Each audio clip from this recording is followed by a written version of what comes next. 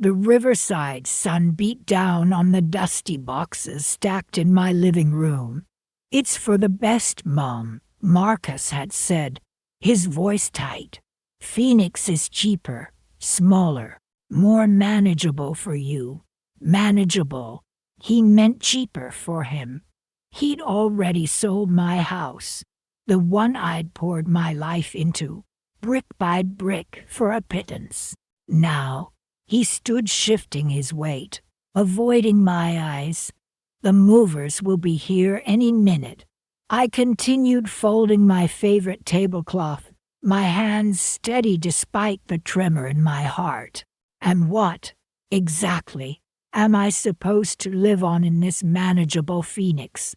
I asked, keeping my voice even. He mumbled something about downsizing, about how I wouldn't need so much anymore. "I'll send you a little something each month." Of course, he added, a little too quickly. A little something. After everything. I closed the box, taping it shut with a decisive rip. Years of memories, packed into cardboard. Photographs of Eleanor as a baby, her first wobbly steps, her graduation, Julian's nervous smile as he asked for her hand, Christmases spent around the fireplace, the scent of pine needles and cinnamon filling the air, all of it reduced to this. "Don't you think Eleanor should know about this?" I asked, looking him directly in the eye. He flinched. "She's busy, Mom, planning the wedding. You know how it is. Busy planning a wedding with the money he'd squeezed out of me, no doubt. I knew Eleanor wouldn't approve. She loved this house as much as I did." The movers arrived, two burly men in faded uniforms. They grunted acknowledgments, their eyes flicking over the sparsely furnished room. I watched them carry out the antique dining table, a wedding gift from my late husband. Each piece of furniture that left felt like a small piece of me being chipped away. "Careful with that," I snapped, when one of them bumped the table against the doorframe. They exchanged a look, and I saw a flicker of something in their eyes, pity, maybe disgust. I turned away, unable to bear it. "Everything's loaded, Mum," one of them said, his voice gruff. Marcus pressed a crumpled $20 bill into my hand. "For a cab," he said, his voice low. "The train station is just a few miles from here." $17. That's all I had left after he'd taken everything. $17 and a torn duffel bag. He hugged me stiffly. "Call me when you get settled," he said, already backing away. I watched him go, the sleek lines of his new car gleaming in the afternoon sun. A car I'd helped him buy, no less. He didn't even offer to drive me. Standing on the platform, the desert wind whipping at my hair, I felt a strange calmness wash over me. The anger, the hurt. It was still there, a dull ache in my chest. But beneath it, something else was stirring, a quiet resolve. I looked down at the $17 in my hand. It wasn't much, but it was a start. I thought of Eleanor, of her kind heart, and her unwavering sense of fairness. She would know what to do. I closed my eyes, picturing the ornate Christmas tree that always stood in the living room during the holidays, its branches laden with twinkling lights and hand-blown ornaments. This year, things would be different, very different. Rain lashed against the car windows, blurring the city lights as we drove. "It's for the best, Mom," Marcus muttered, his hands gripping the steering wheel so tightly his knuckles were white. "You know I wouldn't do this if there was another way." Another way. Just hours ago, he'd told me I was a burden, a drain on his finances, that I needed to downsize, a polite euphemism for get out. And now here I was, being driven to Union Station like an unwanted parcel. I understand, dear, I replied, my voice flat, betraying none of the turmoil raging inside. The lie tasted like ash in my mouth. He parked the car haphazardly near the entrance, the engine still running, impatient to be rid of me. Here we are, he announced, not meeting my gaze. I put your bag in the back. My bag. A tattered duffel bag containing the meager remnants of a life I'd built, a life he'd now dismantled. I reached back, my fingers brushing against the rough canvas. It felt pathetically light. Got your ticket? He asked, his voice tight. Yes, Marcus, I said, my voice trembling slightly. I have my ticket. He handed me an envelope. There's a little extra in here, for food. You know, a little extra. He'd sold my house, my home of 40 years, for a pittance, claiming financial hardship. And this was my little extra. I opened the envelope. $17. $17. I stared at the crumpled bills, then back at him. This is it? I asked, the words barely a whisper. He shifted uncomfortably. It's all I could manage right now, Mom. Things are tight. Tight. He'd just bought Eleanor a diamond ring the size of a pigeon's egg. I'd seen it glinting on her finger during their last visit. Julian, her fiancé, had beamed, bragging about their upcoming Christmas wedding in Aspen, a wedding I wouldn't be attending, a Christmas I wouldn't be sharing with my own son. Right, I said, tucking the envelope into my coat pocket. $17 and a torn duffel bag. That's what my life had been reduced to. Well, I said, opening the car door, the rain instantly plastering my hair to my face. Don't worry about me, Marcus. I'll be fine. He didn't respond. Just watch me, his expression unreadable. I stepped out onto the wet pavement, the cold seeping into my bones. He didn't offer to help with my bag. He didn't even say goodbye. As I walked toward the station entrance, I could feel his gaze on my back, a mixture of relief and something else. Guilt, perhaps, or was I projecting? Inside the station, the air was thick with the smell of stale coffee and disinfectant. I found a bench in a dimly lit corner and sat down, the weight of my situation pressing down on me. $17. It wouldn't even cover a night in a cheap motel. Where would I go? What would I do? The questions swirled in my mind, a dizzying vortex of fear and uncertainty.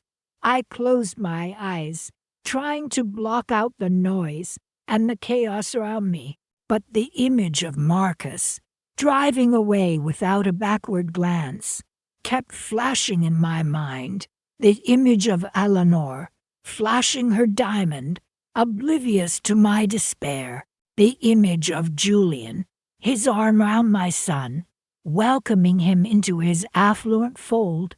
A wave of anger washed over me, hot and fierce. This wasn't right. This wasn't fair.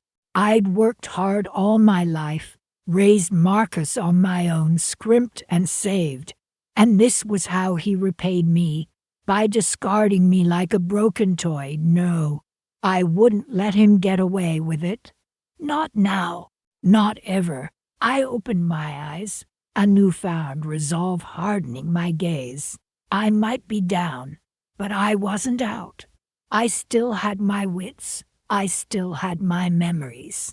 And I had something else, something Marcus didn't know about, something he hadn't factored into his little scheme, something that would change everything, something that would make him regret the day he ever underestimated his mother.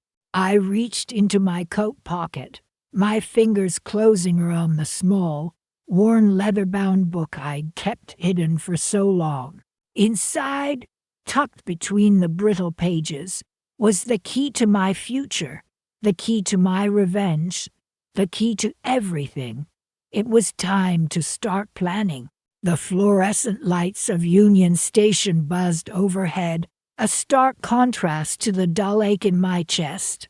"Just a one-way ticket to Phoenix," Marcus said to the clerk, his voice tight. "One way to Phoenix." He hadn't even bothered to pretend he was buying me a return. My own son, discarding me like yesterday's newspaper. $17.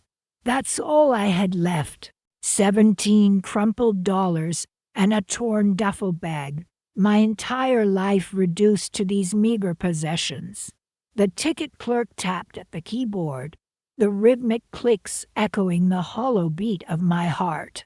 "That'll be $325, she said, not even glancing up. Marcus shifted uncomfortably. Actually," he stammered, pulling out his wallet. "I seem to be a little short. Mom, you wouldn't happen to have..." His voice trailed off, a pathetic attempt to salvage the situation he'd created. The audacity, after forcing me to sell our family home, a home I'd poured my life into, for a pittance. After promising me security, he now expected me to bail him out. The burning anger that had been simmering within me finally ignited. "Short?" I asked, my voice dripping with icy composure. "Short after selling my house, a house that was rightfully half mine, for a fraction of its value. Short after promising to take care of me, to ensure I'd be comfortable." He flushed crimson. "Mom, please, don't make a scene." He glanced nervously around the bustling station, as if worried someone might overhear our conversation. "It's not like that," he mumbled. "Oh, it's exactly like that, Marcus," I said, my voice rising slightly. "You lied to me. You manipulated me. You took everything I had." I took a deep breath, forcing myself to remain calm. "And now you can't even afford a one-way ticket to Phoenix." He avoided my gaze. "Look, just lend me the money. Okay, I'll pay you back. I promise. Pay me back." I laughed, a short, bitter sound. "With what, Marcus? With the money you stole from me?" People in the queue were starting to stare. I lowered my voice, leaning closer to him. "Tell me, Marcus," I whispered. "How much did you actually sell the house for?" He paled. He opened his mouth to speak, then closed it again, his eyes darting around the station. He looked like a trapped animal. Good. He deserved to feel trapped. He deserved to feel the weight of his deceit crushing him. "Don't lie to me, Marcus," I said softly, my voice barely above a whisper. "I've already spoken to Eleanor. She told me about Julian's new car. A rather expensive car. Wouldn't you say a car that, coincidentally, cost almost exactly the amount the house should have sold for?" He flinched as if I'd struck him. Eleanor. My sweet, naive Eleanor. She'd been so excited about Julian's new car, so oblivious to the source of the funds. She'd unwittingly revealed the truth, a truth Marcus had so carefully concealed. He'd used the money from the sale of my house, not just to fund his new life in Phoenix, but to buy his future son-in-law a lavish gift, a gift purchased with my stolen inheritance. The ticket clerk cleared her throat. Is there a problem here? She asked, her tone impatient. No problem, I said, straightening up and turning to the clerk with a forced smile. My son is just reconsidering his travel plans. I looked back at Marcus, my eyes glinting. Isn't that right, Marcus? He looked at me, his face a mixture of anger and fear. He knew he'd been caught. He knew I knew the truth, and he knew I wasn't going to let him get away with it. Fine, he muttered, his voice barely audible. Fine, Mom. You win. Win, I repeated, my voice laced with irony. This isn't about winning, Marcus. This is about justice. I picked up my worn duffel bag, the meager weight a stark reminder of everything I'd lost. You may have taken my house, my money, my security, I said, my voice low and steady, but you haven't taken my spirit. You haven't taken my resolve, and you certainly haven't taken my knowledge of the real estate market. He stared at me, his eyes wide with apprehension. He didn't know what I meant. He didn't know what I had planned, but he would. He would soon learn that a mother's love can be a powerful force, and a mother's wrath even more so. I turned and walked away, the buzzing of the fluorescent lights fading into the background as a new sense of purpose filled me. $17. It wasn't much, but it was enough. It was enough to start over. It was enough to rebuild. And it was enough to get my revenge. I knew exactly where to start. I knew exactly who to call. And I knew, with absolute certainty, that Marcus's Christmas this year was going to be a lot less merry than he anticipated. The hard plastic chair of the Union Station waiting area dug into my back, a stark contrast to the plush sofa I'd always pictured myself sinking into at Golden Years Manor. Just a small deposit, Mom, Marcus had said, patting my hand, and you'll be settled and before Christmas. Think of it as an early gift. He'd even shown me a brochure, the glossy pages filled with smiling seniors enjoying luxurious amenities. Now, here I sat, the brochure crumpled in my lap, its promise as hollow as my son's words. He'd just left, a quick hug, a mumbled excuse about a meeting, and the unsettling feeling that something wasn't right solidified into a cold knot in my stomach. My duffel bag, ripped at the seam, sat at my feet, a pathetic symbol of my current state. $17.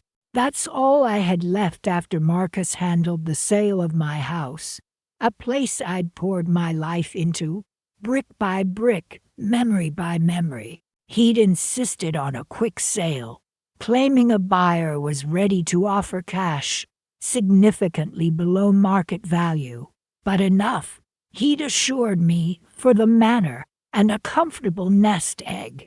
Now, I wasn't so sure. A wave of nausea washed over me. I needed air. I stumbled outside. The crisp autumn air slapped to my face. I fumbled for my phone, my fingers trembling as I dialed Marcus's number. It went straight to voicemail.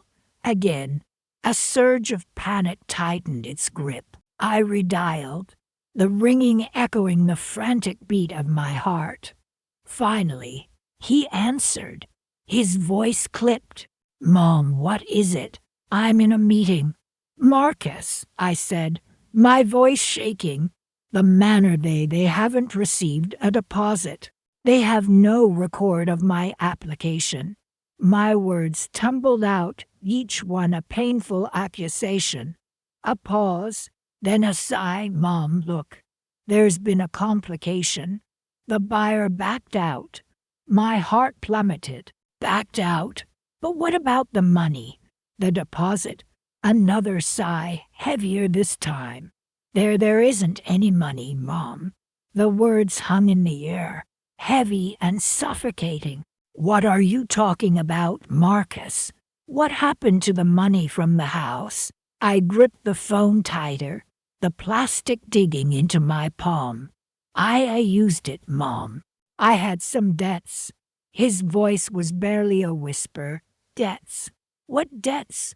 My mind raced, trying to grasp the enormity of his confession. My house gone. Sold for a pittance. The money vanished, and I was left with nothing. Debts.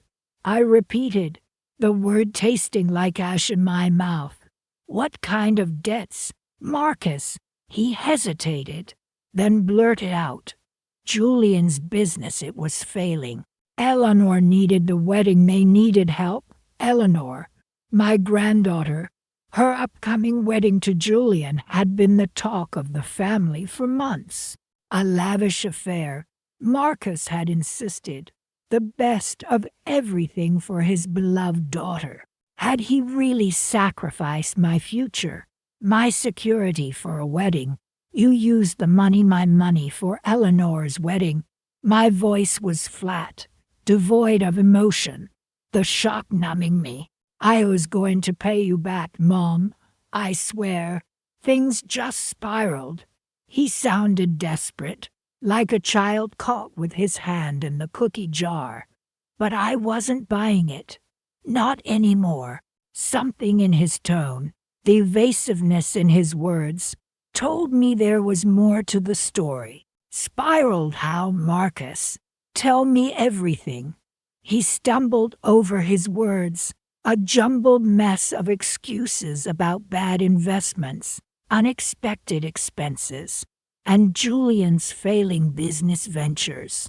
He painted a picture of desperation, of a son trying to save his daughter's happiness. But the more he talked, the clearer it became. He hadn't just used the money. He'd squandered it. Gambles disguised as investments, loans that disappeared into thin air, all to maintain a facade of success, to fund a lifestyle he couldn't afford. And my house, my security, had been the collateral damage. So I said, my voice chillingly calm, you sold my house below market value, lied about the manor, and used the money to fund Julian's failing business and Eleanor's extravagant wedding. A choked sob came through the phone. Mom, please, I'll fix it. I promise. Just give me some time. Time. He wanted time. After he'd stolen mine. After he'd robbed me of my home, my security, my future. I closed my eyes, the image of the manor brochure flashing before me, a cruel reminder of the life I'd been promised, the life that had been stolen. Marcus, I said, my voice steady, I don't think you understand. You haven't just taken my money. You've taken my trust. And that, my son, is something you can never repay. I hung up, the dial tone a hollow echo in my ear. $17. A ripped duffel bag. And a chilling realization. I was alone. But in that moment of utter desolation, something else sparked within me. A flicker of resolve. A quiet determination. He thought he'd gotten away with it. He thought he could discard me like an old coat, leaving me with nothing. He was wrong. This was just the beginning. The chill autumn air suddenly felt different. Not biting, but invigorating. I had nothing left to lose, and everything to gain. The hard plastic chair of Union Station dug into my back, a constant reminder of my discomfort and displacement. You really thought you could get away with this, Marcus? I asked, my voice shaking slightly despite my efforts to control it. He spun around, his face a mask of surprise. quickly replaced by a forced nonchalance. "Mom, what are you doing here?" he stammered, glancing nervously at Eleanor and Julian, who were hovering nearby, laden with shopping bags. I stood up, smoothing down the wrinkles in my worn coat, ignoring his question. "That house," I said, my gaze fixed on his, "the one you pressured me to sell for a pittance worth 5 times what that weasel of a real estate agent claimed." Marcus paled. "You don't know what you're talking about," he mumbled, avoiding my eyes. Eleanor, bless her heart, stepped forward, her brow furrowed with concern. "Mom, are you feeling all right? You seem a little stressed." Julian placed a reassuring hand on her arm, his eyes flickering between Marcus and me. "Perhaps we should get you something to eat," he suggested, a strained smile on his face. "No," I said firmly, my voice rising slightly, drawing the attention of a few nearby travelers. "I want to talk about my house. Mom, please." Marcus pleaded, his voice tight with anxiety. "Let's not do this here." He tried to steer me away, but I stood my ground. "Oh, but we are doing this here, Marcus," I retorted, my grip tightening on the worn strap of my duffel bag. "Right here, right now, in front of your lovely fiancée and her future in-laws." I paused, letting the weight of my words sink in. "They deserve to know the kind of man you truly are, don't you think?"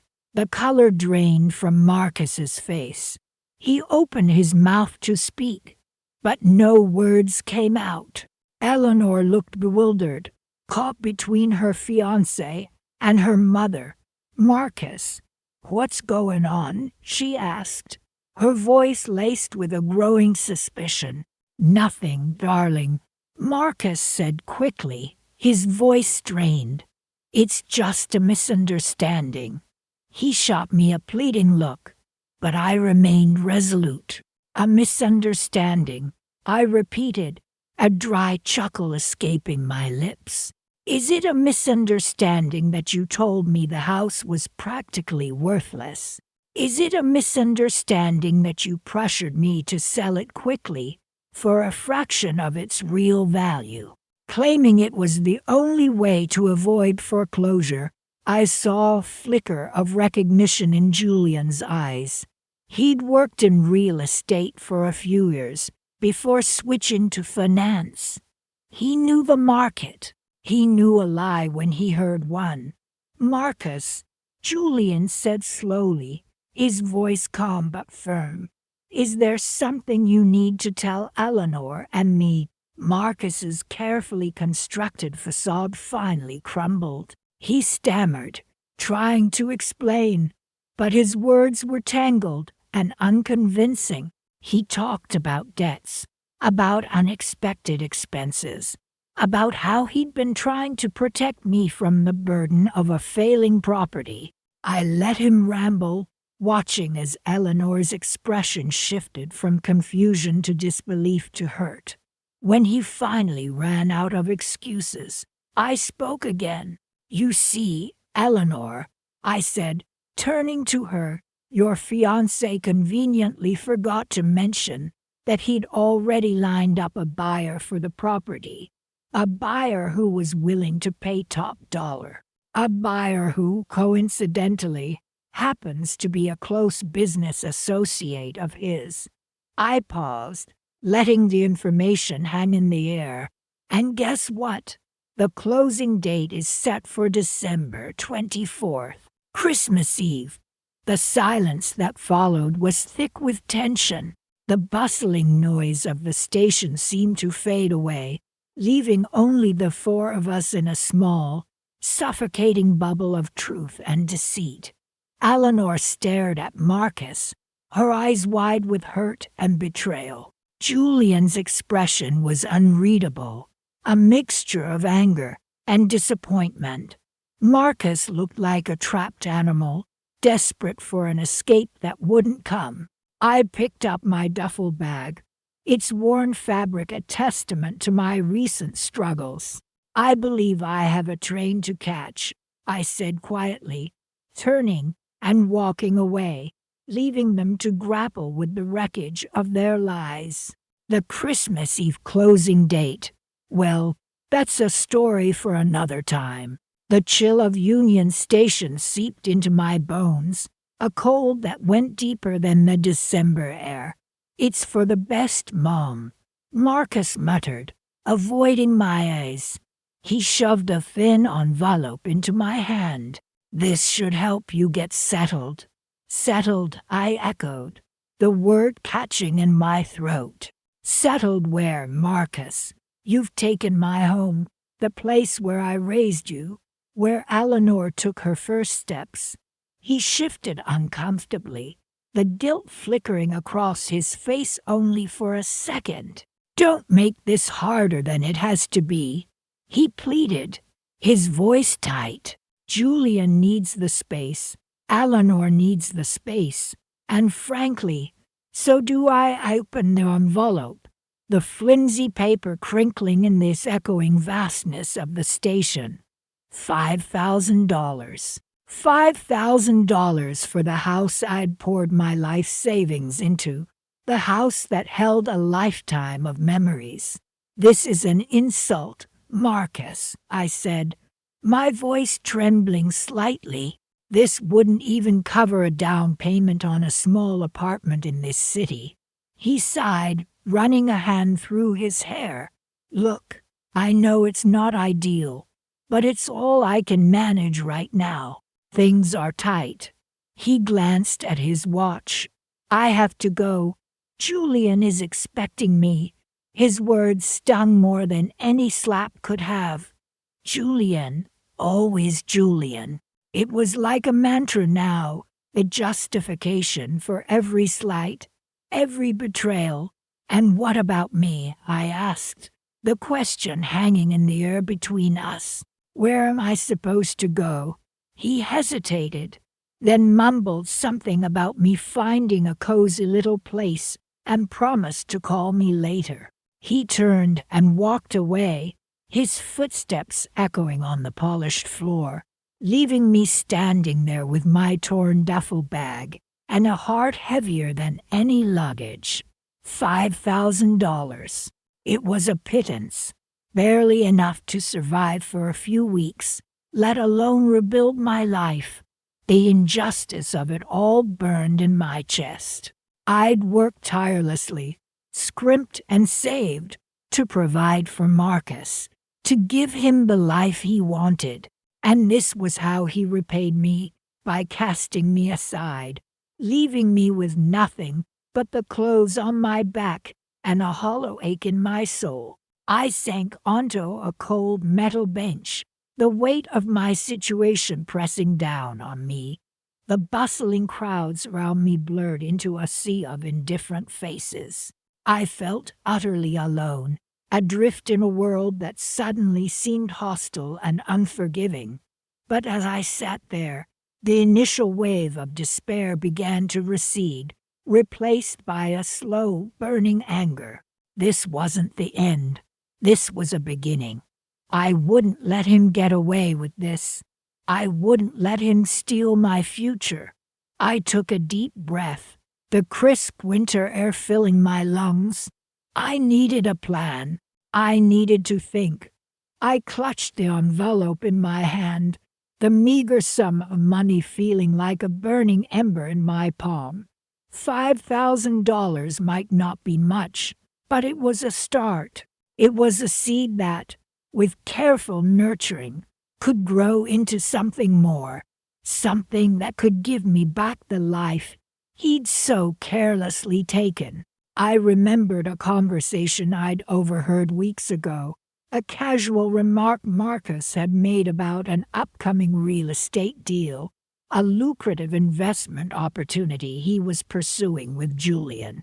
He'd spoken about it with such careless confidence, never imagining that his words would fall on the ears of the very person he was about to betray. He'd mentioned a specific property, a historic building in the heart of the city, ripe for renovation. He'd boasted about the low purchase price, a steal, he'd called it. Due to some legal complications he was confident he could navigate. A flicker of an idea began to form in my mind. A risky idea, a daring idea, but one that held the promise of not only securing my future, but also exposing Marcus's deceit. He thought he was so clever, so cunning, but he'd underestimated me. He'd forgotten who had taught him everything he knew. He'd forgotten that I, too, had a sharp mind and a will of iron. I rose from the bench, a newfound sense of purpose coursing through my veins. The chill of the station no longer felt so biting. The indifference of the crowds no longer mattered. I had a destination, a goal. I had a game to play, and I intended to win. I hailed a cab, giving the driver the address of a small, unassuming hotel near the city center. It wasn't much, but it was a place to regroup, to plan, to plot. As the cab pulled away from the station, I looked back at the bustling crowds, a faint smile playing on my lips. Marcus thought he'd seen the last of me. He was wrong. This Christmas, he was going to get a surprise he wouldn't soon forget. A surprise that would cost him far more than $5,000. The biting December wind whipped through Union Station, carrying the scent of exhaust fumes and stale coffee. "Just get in the car, Mother," Marcus hissed, his breath clouding in the frigid air. "This is for your own good." His words echoed the same patronizing tone he'd used when he'd convinced me to sign over my house, claiming it was the only way to secure Eleanor and Julian's future. "For my own good?" I asked, my voice shaking slightly, not from the cold, but from the raw betrayal that still gnawed at me. "You leave me stranded with $17 and a torn duffel bag, and you tell me it's for my own good." He shifted uncomfortably, avoiding my gaze. "Look, I've explained it all. Eleanor needs the stability. Julian's business." He trailed off, his usual smooth-talking charm faltering under my unwavering stare. "Julian's business that you conveniently funneled my house sale proceeds into." "You mean?" I challenged. A flicker of panic crossed his face. He glanced nervously towards Eleanor, who stood a few feet away, looking increasingly uncomfortable. "Mother, please," she pleaded, her voice strained. "Just come with us.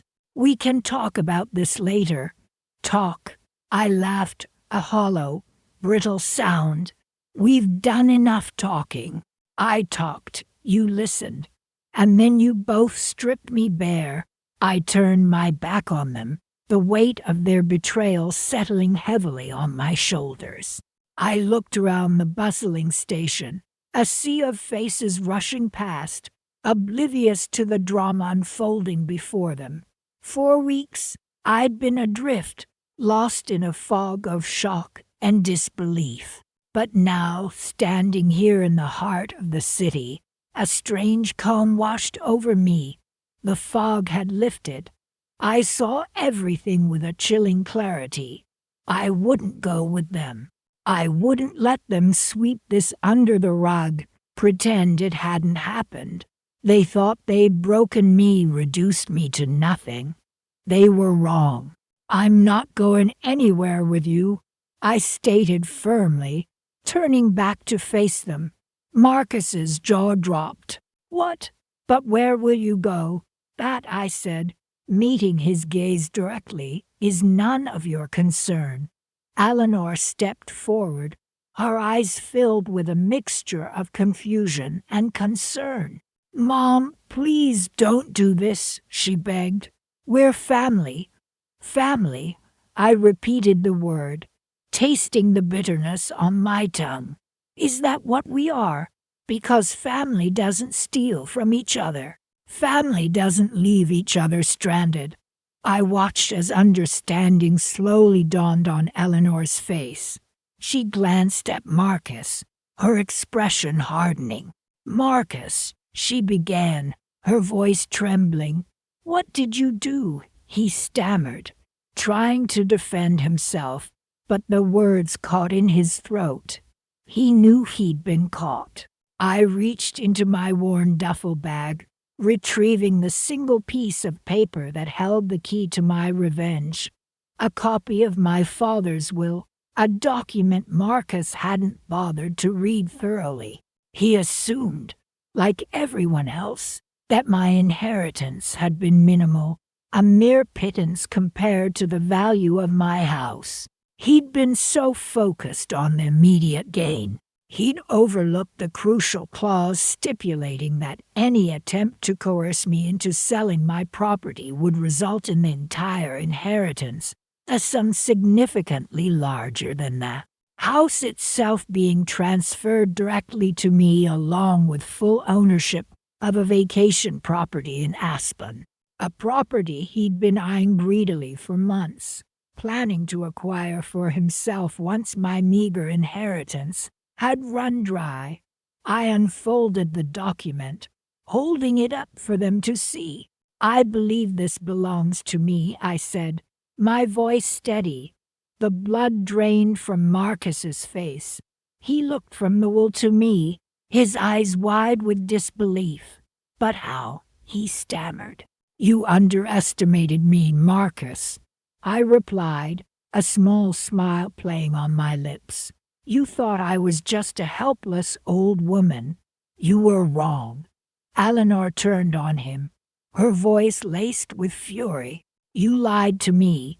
You said," she trailed off, unable to articulate her betrayal. "I'm done," I announced, turning away from their stunned faces.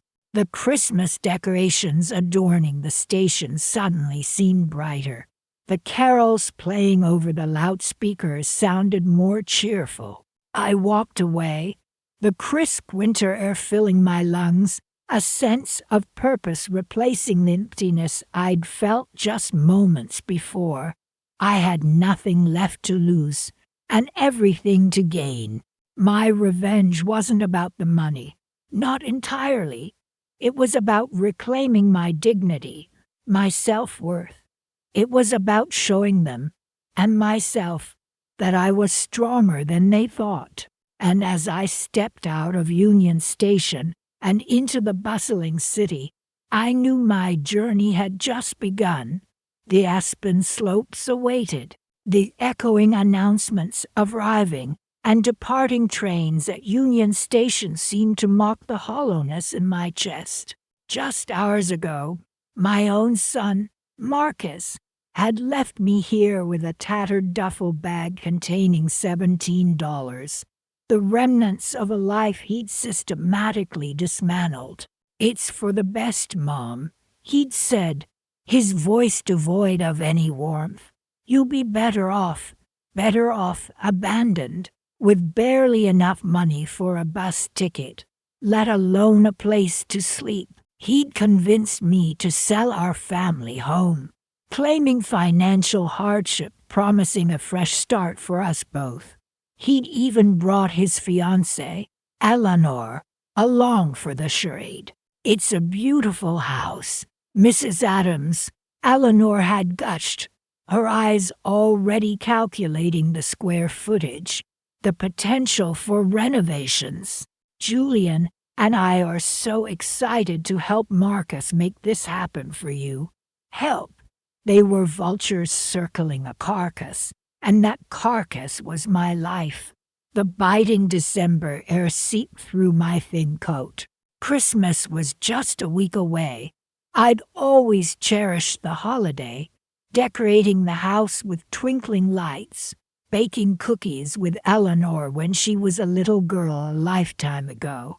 It seemed, this year, the festive cheer felt like a cruel joke. I found a relatively quiet corner near a large Christmas tree, its brightly colored ornaments a stark contrast to the bleakness of my situation. I sat down heavily on a cold metal bench, the weight of my circumstances pressing down on me. What was I going to do? Where would I go? Then a memory surfaced. A conversation with Marcus just a few weeks ago, overheard while I pretended to doze on the living room sofa. He was on the phone, his voice hushed, but not hushed enough. He'd mentioned something about a quick flip, about how he could double his money by Christmas. He'd also mentioned a name, Mr. Henderson. The pieces began to click into place. Henderson. He was a notorious real estate developer known for his ruthless tactics and shady dealings. Marcus hadn't been struggling financially. He'd been scheming. He'd colluded with Henderson to sell our house, likely for far more than he'd let on, pocketing the difference and leaving me with scraps. The fresh start he'd promised was his own, built on my ruin. A surge of anger, hot and fierce, coursed through me. The humiliation, the betrayal. I wouldn't let him get away with it. Not this time. I wouldn't let him steal my life, my home, my future, and certainly not my Christmas. I pulled myself together, the cold air a bracing reminder of the task ahead. I needed a plan, a way to expose Marcus and reclaim what was rightfully mine. I fished out my old, battered phone, the only possession of value he hadn't managed to pry from my grasp. Scrolling through my contacts, I found the number I was looking for. Hello, David. It's Judith Adams. I need your help. David was a lawyer, an old friend from college, a man known for his tenacity and discretion. I explained my situation, the deception, the betrayal. I have a feeling Marcus isn't being entirely truthful about the sale of his mother's house. I'd said, careful to phrase it as suspicion rather than accusation. David, bless his soul, understood immediately. Don't worry, Judith. I'll look into it. I have a few contacts in real estate. We'll get to the bottom of this. Days turned into nights. I stayed in a cheap motel, courtesy of the meager funds David had advanced me. The Christmas lights twinkling in the city streets felt like a mockery. Every phone call, every text message, held the potential to change everything. Then, on Christmas Eve, the call came. Judith, it's David. I have some news. You were right. Marcus sold the house to Henderson for 3 times the amount he told you. He forged your signature on the documents and funneled the money into an offshore account. My heart pounded in my chest. I had been right. The injustice of it all made me tremble. But that's not the best part. David continued. Turns out, Henderson cut Marcus out of the deal. He used some legal loophole to claim full ownership of the property. Marcus is left with nothing. A slow smile spread across my face. Poetic justice, indeed. But it wasn't enough. I wanted Marcus to know, to understand the depth of his betrayal, the pain he had inflicted. David, I said, my voice steady despite the turmoil of emotions swirling within me. I have a favor to ask. Christmas morning arrived, cold and bright. I stood across the street from what was once my home, watching as Marcus and Eleanor arrived, their faces alight with anticipation. They unlocked the door, stepped inside, and then chaos erupted. Shouting, accusations, the sound of shattering glass. Henderson's security team arrived shortly after, forcibly removing Marcus and Eleanor from the premises. I'd arranged it all with David's help, a restraining order, a few well-placed calls. Marcus had nowhere to go, no money, no home. Just like me, a week ago. As they were escorted away, their faces contorted in disbelief and rage, Marcus's eyes met mine. In that moment, I saw a flicker of recognition, of understanding. He finally understood the consequences of his actions. The house, the inheritance, the life he thought he'd stolen, it was all gone. And as I turned and walked away, the faint sound of Christmas carols echoing in the crisp winter air, I felt a sense of peace I hadn't known in a long time. It wasn't about the money. Not entirely. It was about justice. It was about reclaiming my dignity, my life, and in that moment, under the bright Christmas morning sky, I knew I had finally done just that.